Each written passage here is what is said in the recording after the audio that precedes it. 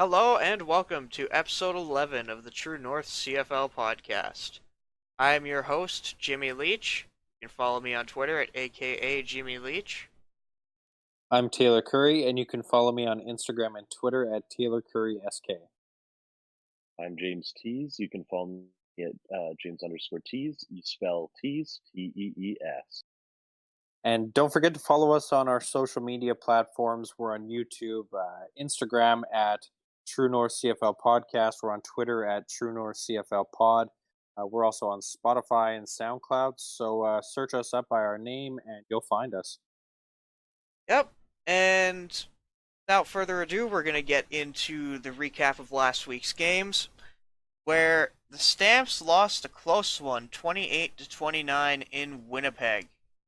Now, guys, how did Zach look in this game?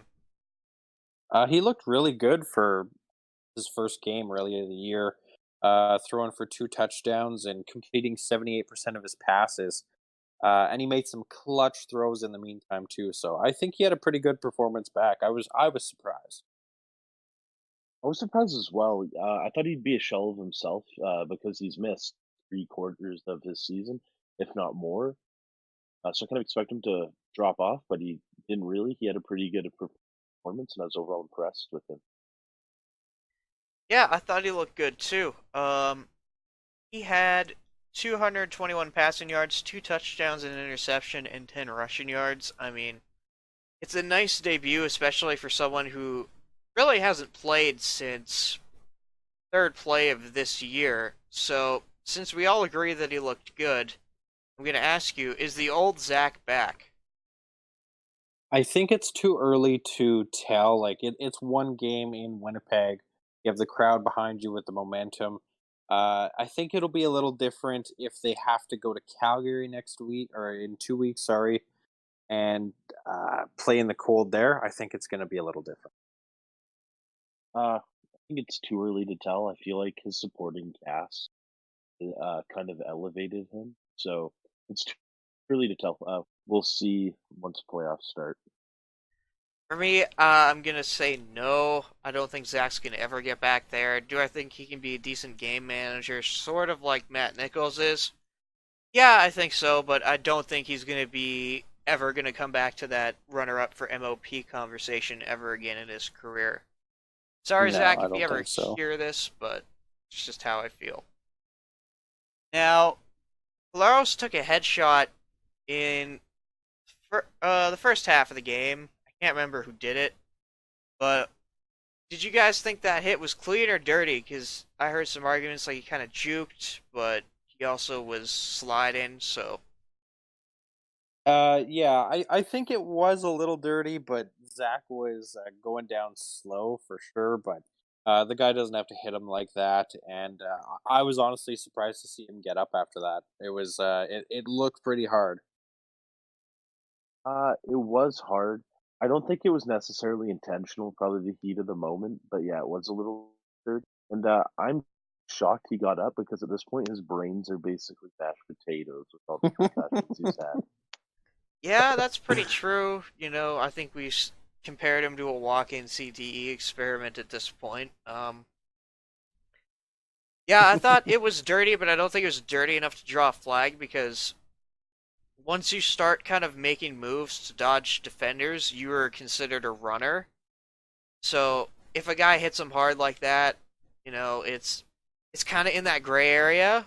But at the same time, Zach did give himself up sliding, and this guy Oh, has a bad injury history, so he did. there's credence to He both sides. Yeah, like his slide was not like your ideal slide, and he could have slid a lot earlier and probably got the same amount of yards, but he was just seeing how far he could actually get without getting too hurt. So yeah, I think it kind of got him. Yeah, I don't think it was intentionally dirty, but it ended up being that way. Yeah, 100%. But that's the consequences. If you're gonna try and make a play, Exactly. you can't be upset if you get a lick hit on you. Yeah. Yeah. And then last question about this game. What was the reason for Calgary's defeat? Because they won over at McMahon, and everybody thought they were going to kill the Bombers here. especially with Collaros starting. Kind of what happened for Calgary to lose this game? Yeah, I mean, they couldn't score when they had to, like, no points in the 4th quarter. That's not Calgary. They had at least a touchdown in every other quarter, so that right there kills it. Like, yeah, Winnipeg's defense just kinda shut them down even though Bo had 350 yards, but he couldn't get it done when he needed to at the very end of the game.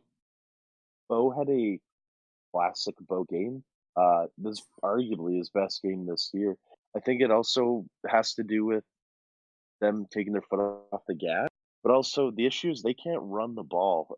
Yep. They only had, if I'm not mistaken, 45 rushing yards. That's nothing. Like that's horrendous. You got to be able to run the ball, take some time off the clock. Because the time of possession was pretty even. Calgary had a little bit more time of possession, but they just couldn't get it done on the ground. You know, so they had to force a bow to throw it every play. We talked about how that choke job by Winnipeg last week was very Winnipeg-ish.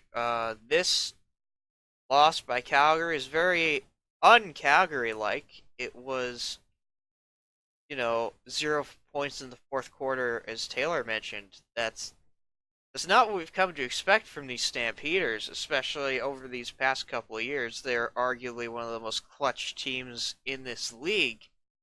But for them to come up with nil when they really needed some points is definitely disappointing. Yeah, right Yeah, before most playoffs, it definitely. doesn't help. I don't know. Calgary had this last year before the playoffs where they lost some close ones, but That's they I true. know they're Yep. trying to clinch the division, but if they're in playoffs, it doesn't matter right now. It will matter in November.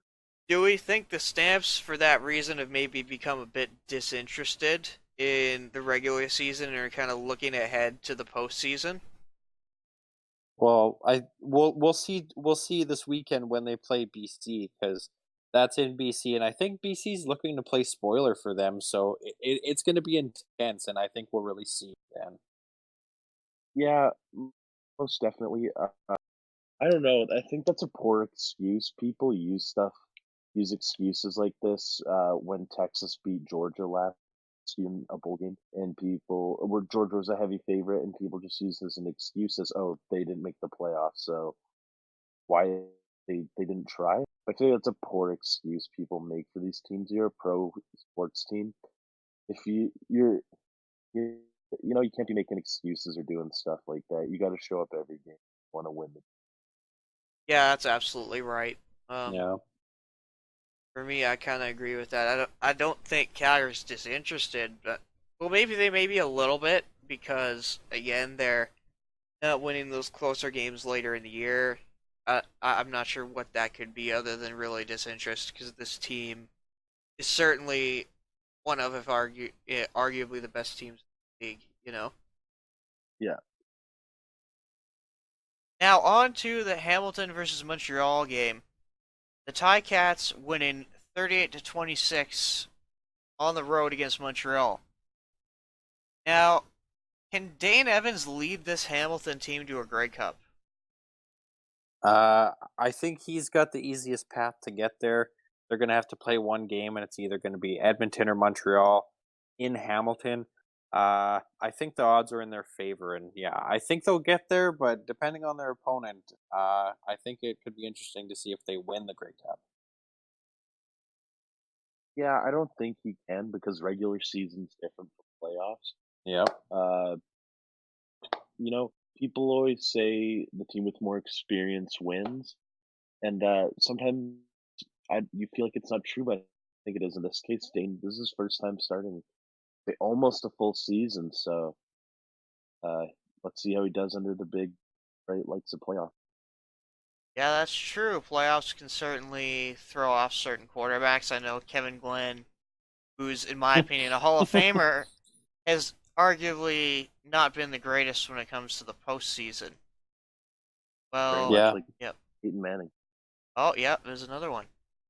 And now for Dane, Again, I don't know. I like Montreal. I like the brand of football they were playing, and they were not fully healthy that game. They were missing William Stanback, who earlier in the year torched Hamilton's defense. So, I mean, that probably is a huge factor in this game. And yeah, I think this Yeah. matchup will be a little closer come playoff time. Jeremiah Johnson didn't light it up, but he still had 105 yards. So he didn't play bad. Yeah, it wasn't bad or anything, but I don't think you could argue that he and Stanback are par for each other. I think Oh Stanback's no, obviously the better running back there. but I think right now Stanback slowed down at the end of the season. Like he was doing great at the start, but like Jeremiah, he's really picked up his game in this in the second half of this season here, and I wonder if they're gonna roll with him starting in the playoffs and rotate, but keep Jeremiah in more. That could certainly be an interesting take. I'm not too sure on that one though. Yeah. Well, we'll see. Now, what can Montreal's defense do differently to not give up these huge plays? Yeah, that's a tough one because there's so much talent on that defense, but they find a way to be one of the worst teams for passing yards per game in the league, and they have a pretty good record. And yeah, no, it's really tough to say what the problem is there. Busted coverages, I think.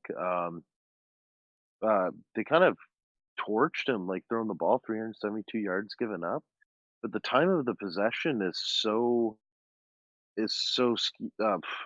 in Montreal's favor. Montreal had the time of possession for 35 minutes. That's a lot, and they weren't able to do Yeah. anything with it. I honestly I just think it's busted coverages, and it's also this is this is Montreal, you know. I feel like they're almost there. They're just not quite ready yet. Like next year's going to be their year. Yeah, that's probably right. Now I had a hunch watching this game that maybe it was because Montreal wasn't very aggressive on defense. I saw a lot of dropping back in zone plays and things like that, and so I went and tweeted Derek Taylor asking, in terms of aggressiveness, how does Montreal compare to the rest of the league? And I'll quote him here. He said, least aggressive. Montreal blitzes 24% of the time this season. Least in the league. U.S. sacks and second lowest rate of quarterback pressure. So it could be that they're just giving a lot of time to quarterbacks, and those quarterbacks Yes. are dicing up their defenses. Well, yeah. Somebody eventually is going to get open. Like if you're giving them that much time and you're the lowest in the league, like what is going on there? Yeah, most definitely. You want to get in that QB's head because if you know they're not going to, you're just going to sit back, throw dimes because you don't have any worry of anyone getting up in your face and hitting you. If you know they're not going to blitz you, you can basically do any pass play you want. Yeah, and like Derek said, they're I believe second in QB pressures. Just and when I think of teams, Montreal isn't a team that can get pressure with four linemen. Like Saskatchewan, they're a team that can get pressure with four. Calgary, maybe. Edmonton definitely can too. Like there's only a few different teams you could put Winnipeg in there. They can get pressure with four linemen, you know, Yeah. and I don't feel like Montreal's one of those teams. So Well, and I mean it's showing. They're clearly not. Yeah.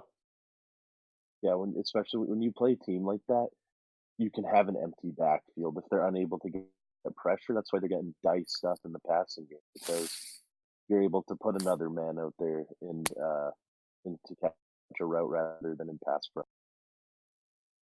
yeah, absolutely. And I know Derek followed the podcast right after we I talked to him about that. So if you're listening, shout out Derek Taylor.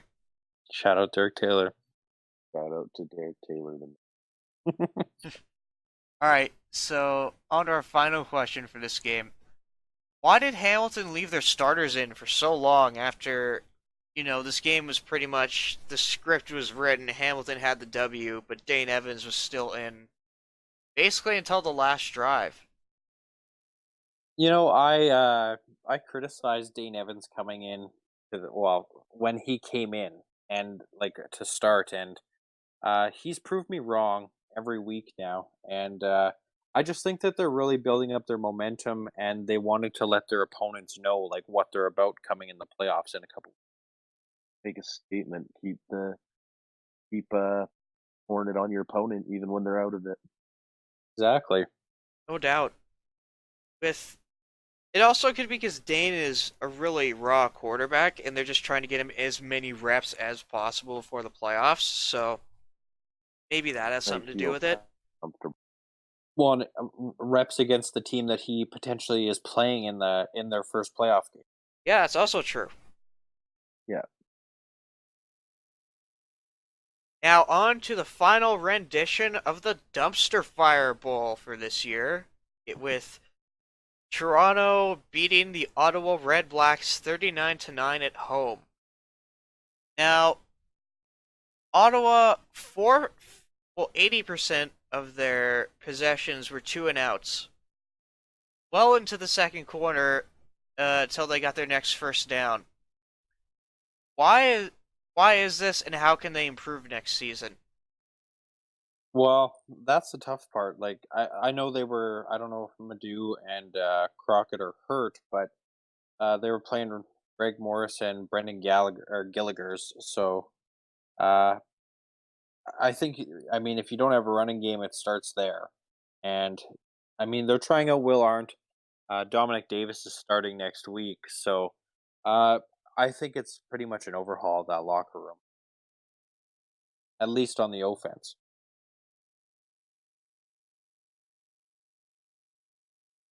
James, you got This anything to game, add there?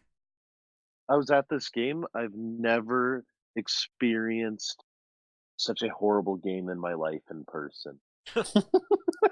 That's that's all I gotta say. Like I've never seen such horrible QB play in my life. It was like watching a JV squad go against varsity or like a college team. It's horrendous. Man, really that bad, eh?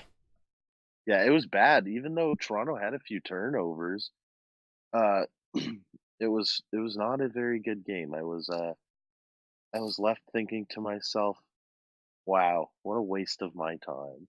Sorry, guys. Jeez. Yeah, it's not something you say often going to a game. I certainly haven't in a long time. Just with the disaster Ottawa has been this year. I think before this game even started, they had 108 two and outs, which is by far the most in the league. Just yeah, they have to upgrade their run game for sure.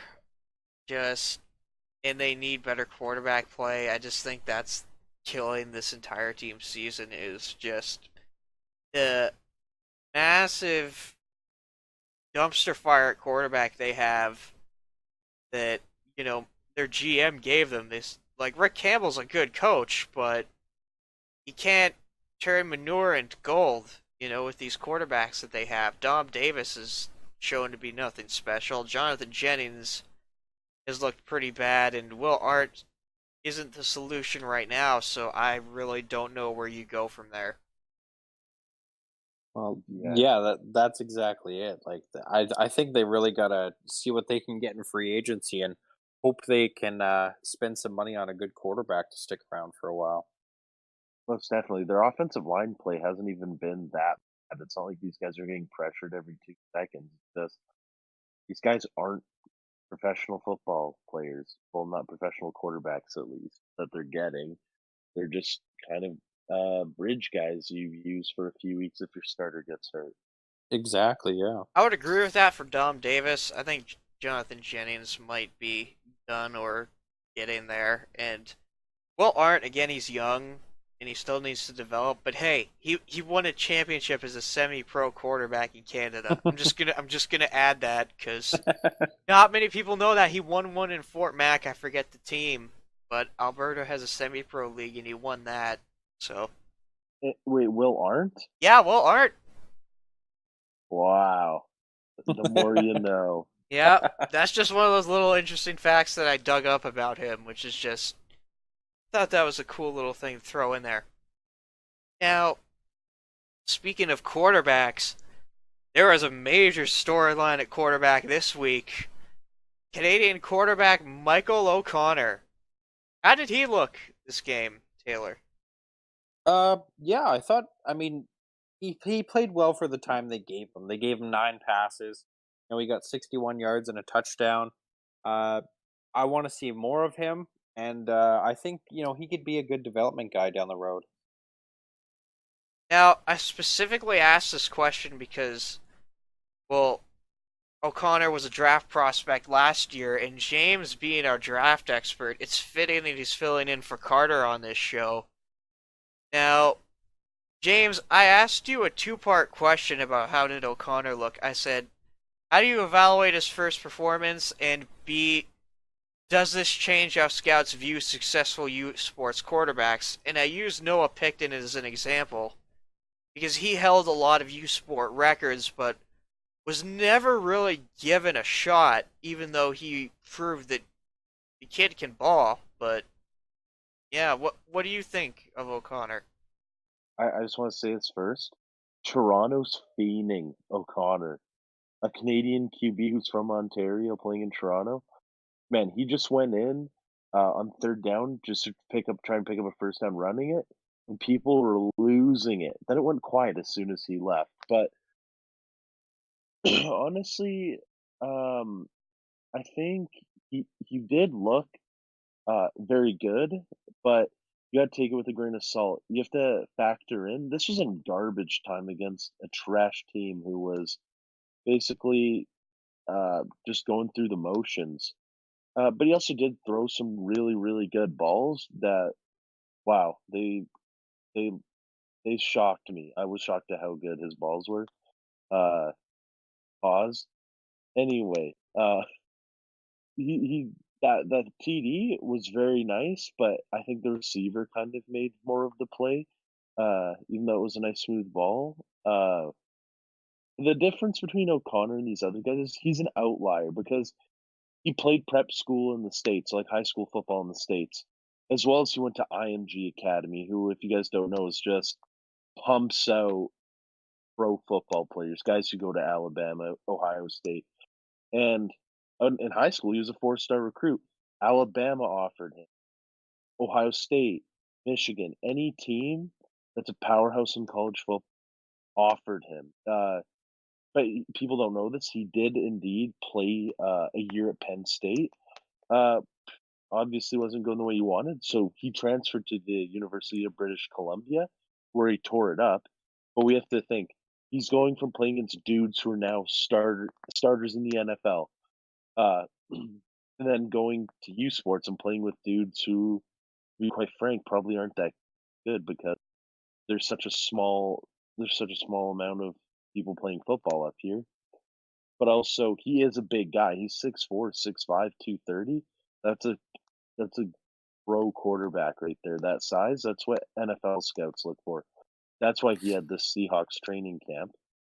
But also, the only guy that I can compare to him who is good and is big in U Sports, like has the body type, is Sinegra, but Sinegra only ever played in Canada, so I'm not sure how he'll fare in the CFL. But Picton, using him as an example, he was unreal in U Sports, disgusting, absolutely savage. But he's not going to get a look. He's 5'8", which is bad. I like Noah Picton. I want to see him do well, but no one's gonna take him serious because he's very short for a pro quarterback. So that's the issue. Yeah, it's certainly disappointing that no one was willing to give him a shot because of his height there, but I mean, with Sinagra coming up in this year's draft and him being ranked in the scouting bureau, there's actually two quarterbacks for the first time I can remember in the top 20. So I would like to see Sinagra definitely get a shot in the league. I also do think Nathan Rourke has a better chance than O'Connor. Leave it at that. Oh, I'm not even going to argue that for sure, especially coming from a Div 1 US school and starting there for Starting, more than yeah. 1 year. Like, yeah, he's probably a backup in the CFL's first year, I'm betting. And maybe Oh, he no gets doubt. some time. No, a lot. It's very tough to start at any position in first year. It's very rare. Guys who usually do make that transition are O linemen in their first year, but that's still very tough. Yeah, that's true. It's just like I said, he might get looks, but I doubt he'll. I don't think he's going to start his first year. To say he'd start his first year is absolutely crazy. I Yeah. think. Yeah. And for our final question about this game, how did Ottawa get beat so badly by Toronto when Toronto was using what's normally their third and fourth string quarterbacks for the entire second half of the game? Uh, I think it comes down to quarterback play. Toronto did use 3 quarterbacks, but in total, they went 26 of 39 for 357 yards and 5 touchdowns. No interceptions. So I think that's the tell all right there, that they have, their DBs are not good. And when Michael O'Connor, a rookie, and Dakota Perkop can throw, Dakota threw 2 touchdowns. So I think that's where it is. Yeah, it's simple as that. Um, I I think guys on the Red Blacks were playing in mind with why would I hurt myself playing a meaningless game? It's as Deion Sanders once said, it's business decisions, baby. Why risk permanently hurting yourself for a meaningless game? Just go in there and get that paper, baby. Play for that paycheck. But uh yeah, I think Ottawa kinda is defeated now and their give a crap level wasn't there and that's why they got torn up. Yeah, I think they're bad and they know it, sort of thing, with the Ottawa Red Blacks at this point in the year. It's just, I don't know if that compete level is there, and yeah, I think Ottawa's quarterbacks are so bad that all the way down, Toronto's first to fourth string quarterbacks are all better than any of the quarterbacks on Ottawa's roster. Yep. I didn't think you'd ever be able to say that, no, but it's true. It is. Like, I would not take any of the three quarterbacks Ottawa has over Michael O'Connor or Dakota Prukop, who are their 3 and 4. Like, how I'm baffled by how an organization can, just crap the bed so badly in the off season that they have, third string caliber quarterbacks being their starters. Well, and it's crazy to think too, like through the first couple weeks in the year in the CFL this year, we thought Ottawa was going to be possibly a powerhouse in the, and they ended up turning into the worst team in the. Yep, and I'll shout out Derek Taylor again. He can take a victory lap on this one because he predicted they'd be hashtag dead ass last in the CFL. So yeah, I'm gonna give him another shout out there. He was right about that. They are definitely the worst team, and it's by a huge margin because Toronto and BC both have showed glimpses of being an actual team this year, whereas Ottawa, they were mostly pretenders in the first couple of games, and then after that, they haven't won a game since August 2nd. Oh, Yeah, oh, that's bad. that's really bad. Oh, that's not good. Yikes!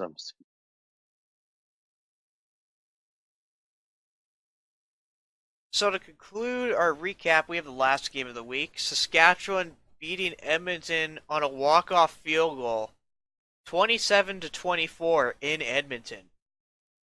Now, how did Trevor Harris look to you guys in his return? I think he looked okay. I mean, he threw 2 picks and a touchdown, which is not good. Those picks were pretty costly too in the end zone and at not a good time. Like he didn't throw bad though. 27 to 37, 321 for 73% completion rate. So, um, I think he looked like the Trevor Harris we're getting ready for in the playoffs coming up. The choke artist, if you will. Oh, I thought you were gonna say something nice, but then the choke artist line. Come Yeah, on. oh man. Yep. No, Uh, that's what he's done. Every time he's kind of been in that position, he's oh, I choked. know. Yep. Or he's gotten hurt Yeah. against Calgary. up. Anywho, um, I think this is kind of to be expected, but I'm shocked at how many yards he had. He threw for over 300 yards with 350 yards, if I'm not mistaken, which is impressive. But yeah, those interceptions were big. That also led to them losing. Not just that, because your defense is just on the field, or they're just constantly on the field, even though the time of possession is split. It's tough for your defense just to go off the field than to have to go right back on because you throw a costly interception. Yeah, no doubt with that. I thought Trevor Harris was a little rusty but ordinary. Like that first interception in the end zone, I'm chalking that one up to rust. But yeah, the untimely one, that's very Trevor Harris ish. So I thought he was fine for the most part, but other than those two, yeah, he threw for a good amount of yards, and minus those picks, I thought he had a decent game.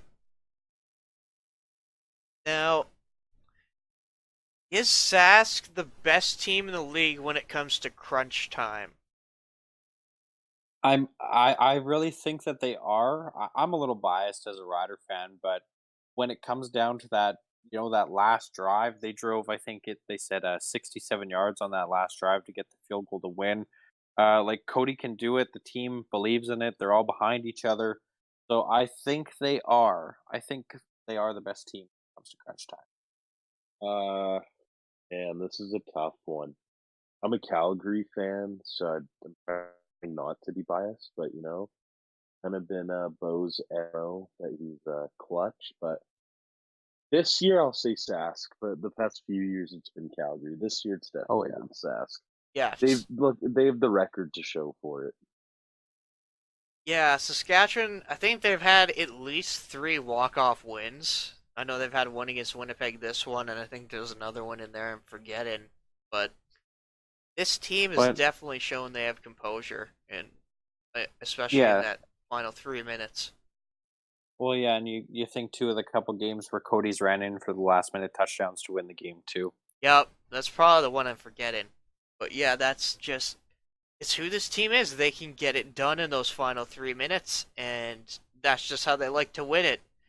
It must be hell for Rider fans because if my team is down 3 minutes in the game, but it's close, I'm biting my nails. But yeah, it's Saskatchewan just knows how to win those games for me. So I think they absolutely maybe they're not the best team in the league, but they're definitely the most clutch, and it's not close. Yeah.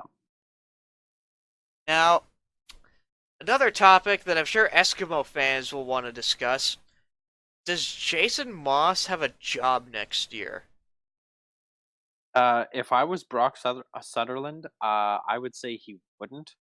I just it to me it seems like the players don't rally behind him, and they kind of threw it together this year. They have had some success, sorry, but they haven't beat a team over 500. So what kind of success is it? And they're sneaking in the playoffs. They got lucky in the end. So I don't think he should. Sorry for my theatrics, but I just got to do this. Get him out of here, man! Get him out of here! I'll tell you this much, Jason Moss. You've had one too many chances, Mister Clean-looking guy. He's had too many chances. This happens every year, where he starts hot, then he peters out, and they just manage to get in the playoffs. Like last year, they missed it, but they just managed to beat crappy teams, and they can't hang with anyone who's legit. And it just goes to show that if they want to hang with the big dogs like Sask and Calgary and Winnipeg, you're gonna have to get a new head coach because Jason Moss is only gonna hold you guys back. You've reached your ceiling with him, so to speak. I agree with that a lot because I think Edmonton, there's a lot of talented players there. You mean just look at that defense; it's been great. They've got tools on offense that they can use. Yeah, I don't think their coach, Jason Moss, is gonna have a job next year as a head coach. I do think, however, he'll probably find a coordinator job because he is an effective offensive coordinator. But Yeah, he is definitely not cut out to be a head coach in this league, at least for right now. Definitely. Yeah, I'm sure the Gatorade bins will thank us all when he's fired in this off season.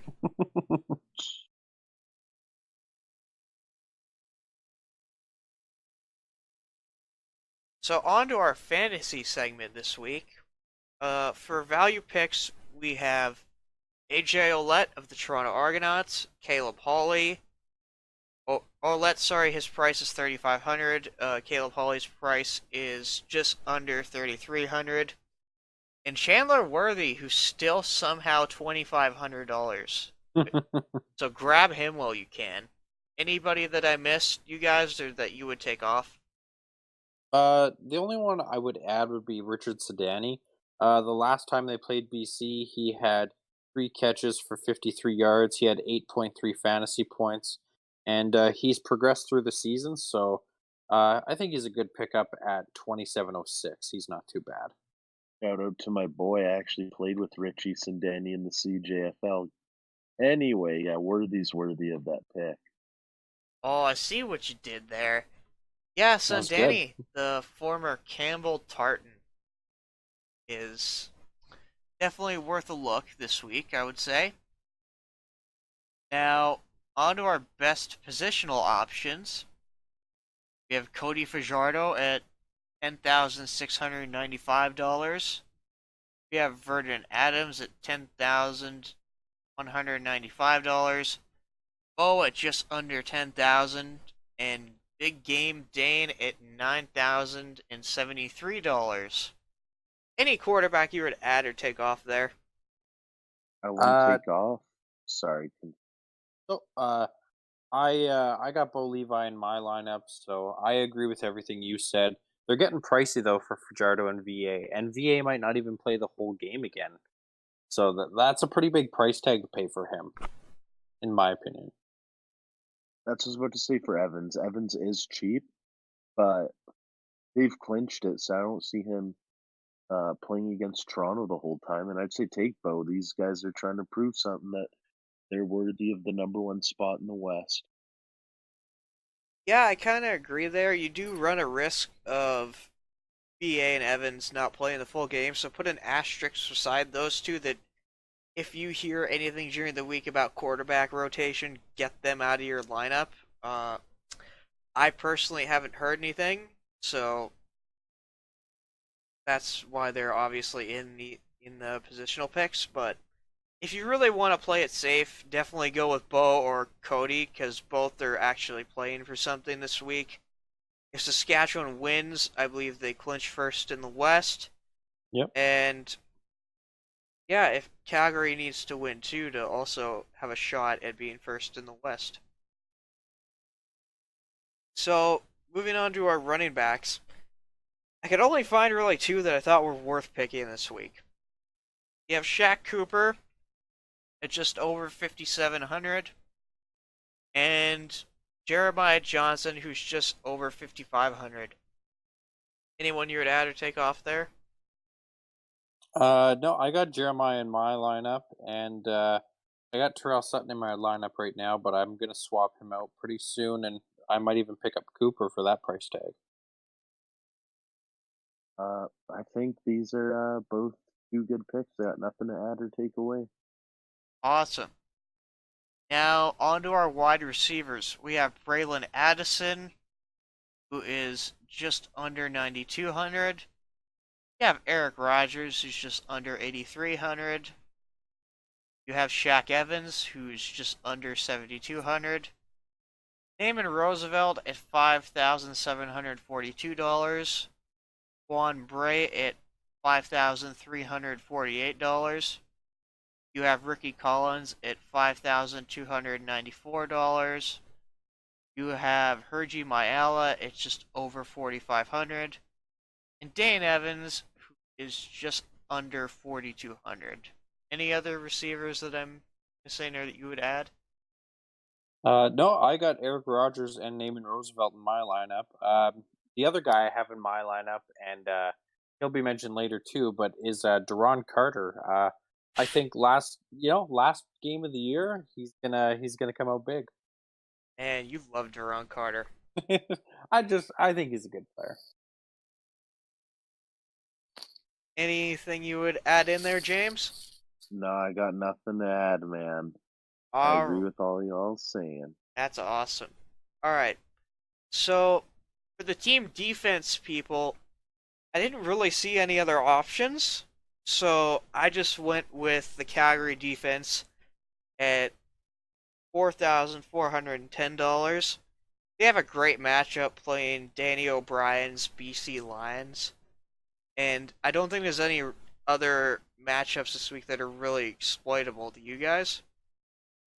The only one I'd consider would be Hamilton and Toronto, like with Hamilton's defense. Like if you need one and like you're willing to pay $5,100 for one, maybe them. But again, that one could be potentially not as outputting as Calgary. Definitely. So, moving on to our locks here. For me, I have Braylon Addison at $9,167. He is playing Toronto, and historically, he has had very strong weeks against Toronto, putting up 35.2 points earlier in the year, and then more recently putting up 42 points on fantasy points against the Argos. So the history is there. I think he has another strong outing this week. Yeah, good point. I got Duron Carter as my lock this week with $4,829. The last time they played Calgary, he had 11.4 fantasy points. So I think for that price, and if he gets about the same, I think he's worth it. I was gonna say Eric Rogers, but you know what? Making a last second change. Sergei Mayala, I'm locking in at $4,518 because over the past few games, he's starting to pour it on. He in the past 4 games, he's really produced, and Bo's starting to feed him the rock, so to speak. Last week, he had 83 yards and 2 touchdowns, and is definitely sure to produce this week against BC. Yeah, Hershey's definitely got a really nice matchup this week against the soft BC secondary. With Duron Carter, though, he's up against Trey Roberson, Taylor. How do you think he's going to win that matchup? Ooh, that's going to be a good matchup to watch, especially with Danny O'Brien throwing on the ball or Brandon Bridge, because I think they'll probably rotate in BC would be my guess. So that's going to be a good matchup, and I mean Duran's tall. I think he can catch pretty much anything around him, but that is a good defender he'll be up against. So that'll be a battle to watch. Not to mention, he and Bridge have previous chemistry with both of those guys being in Saskatchewan, and Ron coming up with some nice plays with some Brandon Bridge passes there. Yeah, exactly.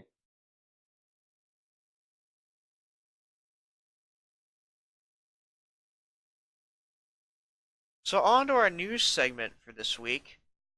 Toronto has signed NFL and AF alumni running back Bishop Shanky. Final decision on Halifax Stadium will be decided by Halifax City Council December 3rd or December 10th on whether that proposal will go through. The Red Blacks start Dom Davis in their last game of the season. Trevor Harris will not start for the final game against the Riders. Christian Jones is out for the remainder of the year with a left knee injury. Devon Campbell, CFL alumni, was promoted to the Chargers active roster. He's also Canadian. Now, this is a funny story. So, for Three Down Nation's Power Rankings, which is the main CFL news website, obviously, they had write-ins for Laval and Western for their. This is the CFL Power Rankings instead of the Ottawa Red Blacks. That's how bad they've been Oh, this year. And honestly, that's probably either of those teams could beat the current Ottawa Red Blacks right now. oh oh. I think they could. Uh, yeah, this is a slap in the Ottawa, I but mean, but it's Ottawa, accurate. Ottawa, you suck. So you know what? I'm gonna defend this. Okay. Yeah, I'm gonna defend it too, and I'm gonna probably agree with it honestly at this point. Oh, no doubt. 100%. So on to our game time questions for this week. Now, for Montreal versus Ottawa first, is this game worth watching to you guys? Ugh. I might check it out for a bit, but I'm not sitting down with some wings in front of me to watch it. That's for sure. This is not worth my time of day. I will be doing more productive things. Thank you. Man, y'all are harsh. I'm gonna be watching this game because, again, I want to see maybe some of these draft picks get a little more time than they normally would, like that kid from Laval who's playing with Hugo Montreal. Richard. No, the running back that they just had play. I can't remember his name though, but he was drafted this year. He looked pretty good in the time he played. Hugo Richard definitely would be nice to see if they care to put him in, but I don't think that'll happen. I'll be watching though.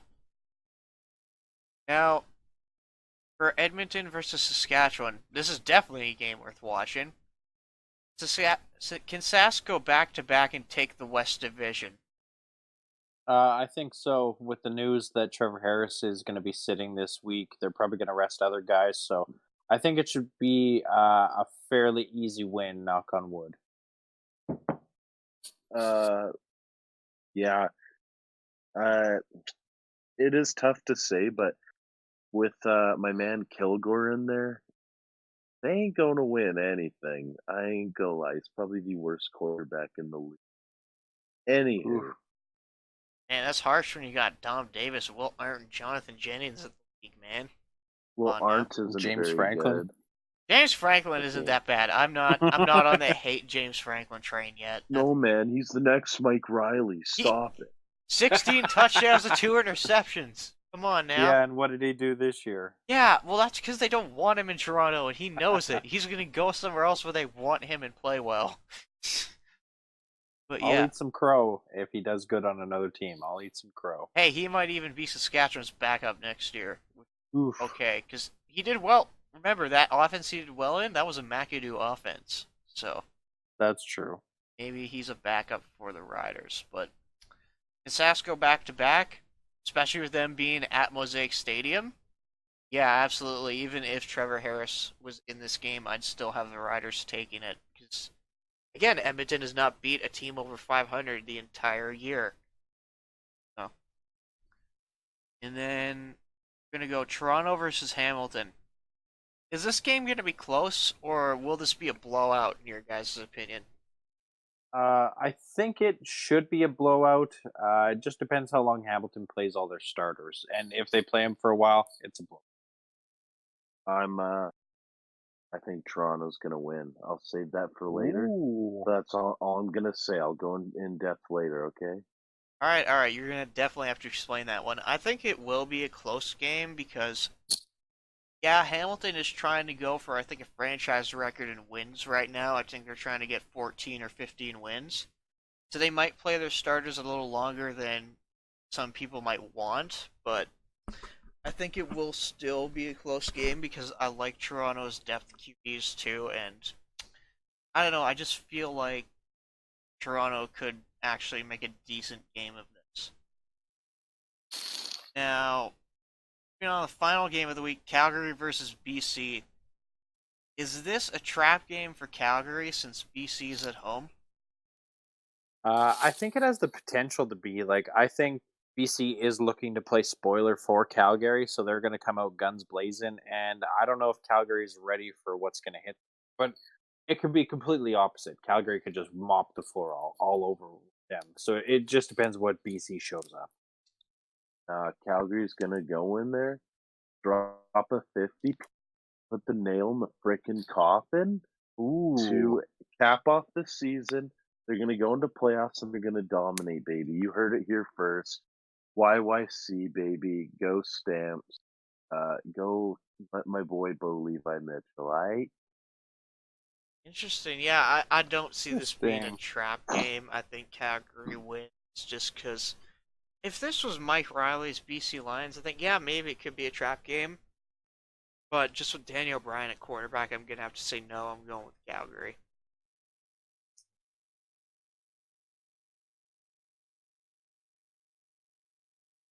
So, on to our final segment this week predictions.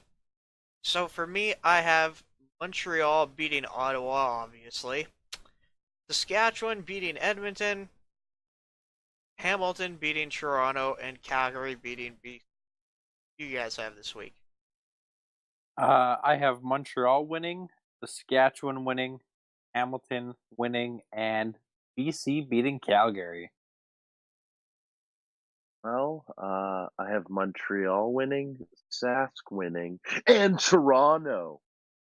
I Wow. think Toronto's gonna win only because Hamilton's gonna rest their starters and Toronto will pull it off. Because last game of the season, let's go hard.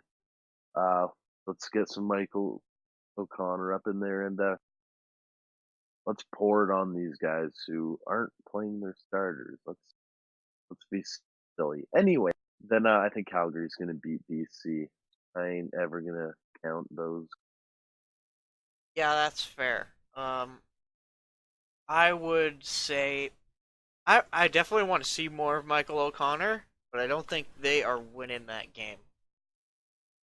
Yeah, I honestly want to see more of O'Connor's. Hopefully, maybe they just play Crew Kappa half, then they play O'Connor. Yeah, I was just going for the hot take.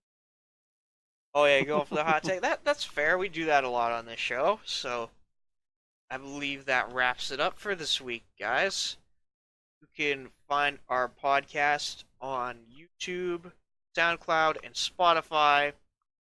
If you search True North CFL Podcast on any social media, such as Twitter, Instagram, you'll find us. And again, you could also find us that way through Spotify, Twitter, or not Twitter, sorry, Spotify, SoundCloud, and YouTube. Thank you all for listening. This is the True North CFL Podcast signing off.